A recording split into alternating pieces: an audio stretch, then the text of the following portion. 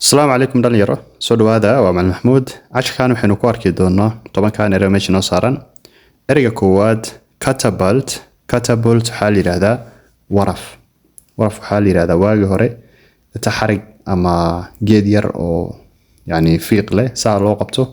baa dhagax la dhex galin jiray inta wiif meel baa lagu tuuri jiray okay haddii dhagaxaas uu kugu dhaco dhibaato uu ku geysanaya meel fogna wuu gaaraya dhagaxaas warafka baa la yiraahdaa catapult waagi horena yani intaysan teknolojiyadii hubkan aysan soo bixin ciidamada xoreeta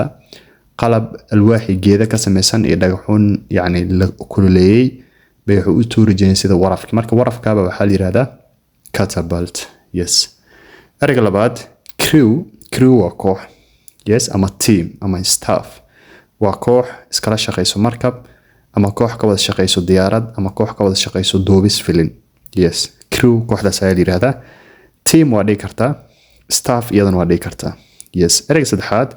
freak out waa qofkii inuu panicism yes hal mar qofka taa isku naxo ama hal mar uu xanaaqo yani emotions inay ka tambadiyaan emotionskaas xanaaqna way ahaan karaan walwal iyo walbahaar iyo cabsi qofka haysana way noqon kartaa marka freak out waa panic camal yes qofka markuu degan yahayna waa relax ama compose ama calm down hey calm down compose yourself hey relax isdeji waytaa ereyga afraad kick up a verse waxaa qofkii inuu yani to make a complaint qofka asagoo cabasho sameynayo inuu aad u qayliyo dhibaataa lii geystay dhibkan baa ugu dhacay inuu yaclino taa baa la yiraahdaa kick up a verse yani qofkii inuu ka badbadiyo yes asagoo yani dhibaatadiis sheeganayo oo cabanayo inuu ka badbadiyo dii kor u qayliyaa la yiraahdaa kick up a verse yes ereyga shanaad kneel waa qofkii inuu jilbaha dhigto kneel down jilbaha dhulka dhigo qaasatan dadka yani maalinka markaa soo dahdid jilbaha dhulka dhigo markuu ku dhahayo hey kneel down yes dadka kristanka ahna markay duceysanayaan jilbaha dhulka dhigtaan aday gacmaha kor u taagaan taa iyadana waa kneel yes marka kneel waa inuu qofka jilbaha dhulka dhigto ereyga lixaad lifeboats waxaa la yiraahdaa doomo yaryar oo markab lagu dhaxayo loogu talagalay xaalad emergency haddii yimaado ama markabka uu yani dego capsized ama sink uu noqdo dadku waa ka kala boodayaan doomo yaryar baa jira marka oo waxyaalo yani tube ka samaysan doomankaas waxaa loogu talagalay in dadka ku badbaadaan ama qaab emergency u isticmaalaan yes waa sidii baarashuudka diyaaradda camal diyaarad haddii wax ay isbedelaan baarashuudku qaadanaya ninka pilotka hadeedna waa ka boodaya sidaasoo kale doonidan ayaa la yiraahdaa lifeboats ama rescue boats emergency boats iyadana waa dhigi kartaa yes okay put up waxaa waay qof inuu accommodation ku siiyo meela seexatid for example we will put up guests for the night we will provide accommodation for the guest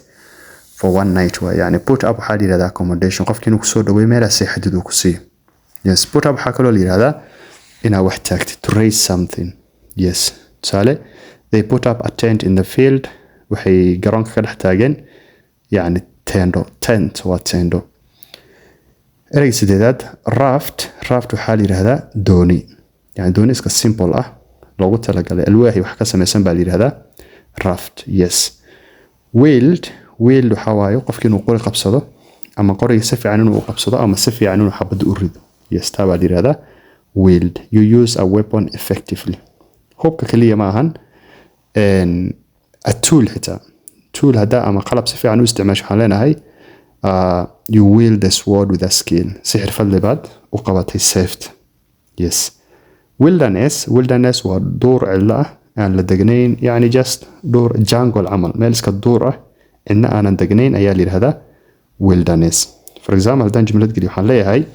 he loves exploring remote wilderness area wuxuu jecel yahay inuu kusoo wareego meelaha duurka ah oonay cidna degnayn marka wilderness